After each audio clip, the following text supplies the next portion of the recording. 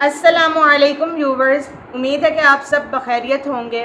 आज हम जिस उन्वान के साथ आपके सामने आए हैं उसका नाम औरत और मर्द का लिबास है। तो आइए अपने प्रोग्राम का आगाज़ करते हैं। अस्सलामुअलैकुम डॉक्टर साहब। वालेकुम अस्सलाम वरहमतुल्लाहि वबरकातुहू। क्या हाल है आपका? ये अल्लाह का करम है बेटा, एहसान है। अच्छा डॉक्टर साहब, आपने हमारा उन्वान तो जैसे सुन ही लिया है, तो आइए मैं आपसे सवालात शुरू करती हूँ। मेरा पहला सवाल है, औरत और मर्द के लिबास के बारे इस्लाम की तालीमात क्या हैं?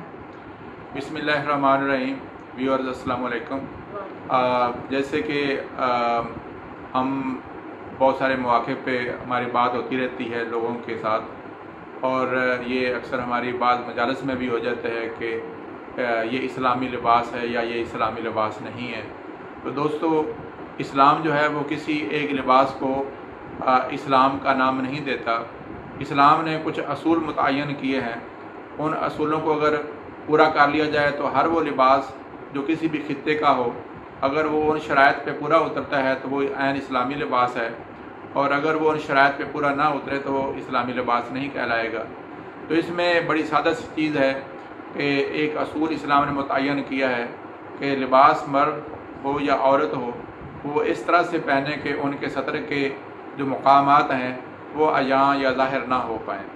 अगर कोई भी लिबास इस चीज़ को पूरा करता है तो इसमें अमूमी तौर पर जो लूज़ और ढीला ढाला लिबास जो है वो ज़्यादातर इस्लाम की तालीमात के करीब हैं, जैसे अबा हैं, जैसे शलवार कमीज़ है, और इस तरह से जो भी लिबास जिसके साथ इंसानी सतर जो है औरत का हो या मर्द का हो वो ज़ाहिरी तौर पर अयां ना हो, तो वो लिबास इस्लाम के आइन मुताबिक है। बाहर सूरत इसमें एक बात मद्देनज़र है कि बाद मुकामात पर चुस्त लिबास या तंग लिबास जो है वो पहनना, अगर उस काम की नौयत के अतबार से उसकी ज़रूरत हो तो उसको भी हम गैर इस्लामी नहीं कहेंगे। मिसाल के तौर पर एक फ़ौजी वर्कर है, अगर वो पैंट शर्ट पहनता है और अपना इस तरह मशीन का वर्कर जो है मशीन पे काम करते वक्त डांगरी पहनता है या वो उस वक्त पैंट पहन लेता है, तो उस सूरत हाल में अगरचे बाज़ चुस्त लिबास जो हैं वो बज़ाहिर उस वक्त जो है वो उसका सतर के किसी हद तक अयां करने का बायस होते हैं, लेकिन वो सेफ्टी के अतबार से इंसान की अपनी जो सिक्योरिटी है उसके हिसाब से चूँकि वो उसकी ज़रूरत होते हैं, तो उस सूरत में उसके ऊपर किसी तरह की कदगन नहीं कही जाएगी। सही।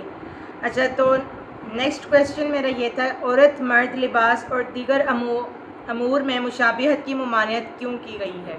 दरअसल इस्लाम ने औरत और मर्द को कोशिश की है कि इन दोनों का जो है आइडेंटिफाई हो, एक दूसरे से इनकी पहचान हो।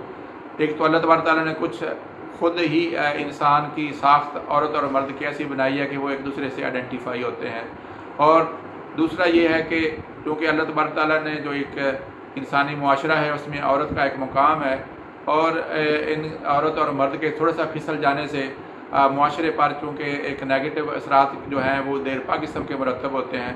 इस वजह से इस्लाम चाहता है कि औरत और मर्द जो हैं एक तरफ तो वो ऐसा लिबास पहने कि वो लूज़ हो, और दूसरा उसमें कुछ तमीज़ भी हो कि जिससे औरत और मर्द को दूर से ही पहचान लिया जाए।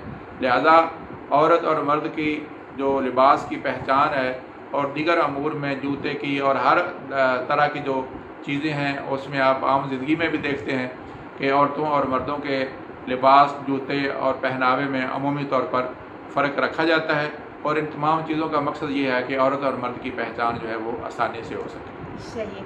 अच्छा, तो मेरा लास्ट क्वेश्चन है, औरत मर्द की बाहमी मुशाहबत को दीन किस निगाह से देखता है? हाँ, ये बड़ी अहम बात है कि जैसे मैंने अभी आपसे जिक्र किया है कि इस्लाम असल में जो इफ़्फ़त इंसानी का बड़ा ख्याल करता है, मर्द की भी इफ़्फ़त का ख्याल रखा जाए, और औरत की तो बिलखसूस जो है उसकी इफ़्फ़त का बहुत ज़्यादा ज़रूरी है, क्योंकि उसके ऊपर जो इंसानी जो इंटरेक्शन है, एक दूसरे से मेल मिलाप है, उसके नुकसानात के एहतमालात बढ़ जाते हैं।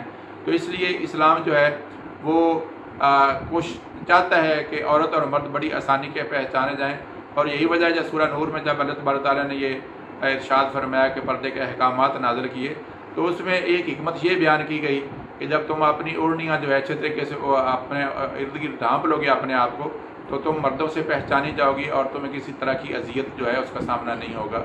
तो इसलिए बड़ा ज़रूरी है کہ عورت و مرد جو ہیں وہ پہچانے جائیں، بڑی آسانی کے ساتھ پہچانے جائیں، اور اس میں نبی علیہ الصلوۃ والسلام سے حضرت عبداللہ ابن عباس رضی اللہ تعالیٰ عنہ اور ابو ہریرہ رضی اللہ تعالیٰ عنہ اور سیدہ عائشہ رضی اللہ تعالیٰ عنہ تینوں سے جو روایت جو ہے وہ ہمارے پاس آتی ہے، اس میں اس کا مفہوم یہی ہے کہ جو مرد عورتوں کی مشابہت اختیار کرے یا جو عورت جو ہے وہ مردوں کی مشابہت اختیار کرے، ان دونوں پہ نبی علیہ السلام فرمایا کہ اللہ تعالیٰ کی لعنت ہے۔ اور یاد رکھیں کہ لعنت کے بارے میں آپ دیکھیں کہ یہ انتہا کی زیادہ غصے اور وعید کی بات ہوتی ہے، اور نبی علیہ السلام عمومی طور پر لعنت سے گریز کرتے تھے اور لعنت کسی پر نہیں بھیجتے تھے۔ تو اس سے آپ دیکھ لیں کہ اللہ تبارک تعالیٰ کی بارگاہ میں اور نبی علیہ السلام کی نظر میں جو ہے عورت اور مرد کا ایک دوسرے کی مشابہت اختیار کرنا، ایک دوسرے کی طرح کا لباس پہننا، وہ کس قدر ناپسندیدہ ہے اور اس پہ لعنت فرمائی گئی ہے۔ ہاں البتہ یہ ضرور ہے کہ اگر کوئی عورت اپنے گھر میں اپنے ماں باپ کے پاس اپنے شوہر کے پاس ہے اور اپنے گھر میں کوئی لباس ایسا پہنتی ہے جو اس کے شوہر کا پسند ہے، اور وہ تو اس صورت میں تو وہ اس کی اجازت ہے، البتہ جب کبھی بھی وہ باہر نکلے تو اس وقت اس کی آئیڈینٹیفیکیشن بہت ضروری ہے۔ صحیح۔ چلیں ڈاکٹر صاحب، شکریہ، آپ نے اس موضوع پہ بہت اچھے طریقے سے ہمیں بریفلی ایکسپلین کیا، اور امید ہے ویورز کو بھی آج کا پروگرام پسند آیا ہوگا۔ اگر آپ کے ذہن میں اور بھی کچھ سوالات ہیں تو آپ کمنٹ باکس میں ضرور مینشن کریں، تو انشاءاللہ ہم اس کا جواب دیں گے۔ تو بہت جلد آپ سے نیکسٹ پروگرام میں ملاقات ہوگی۔ اللہ حافظ۔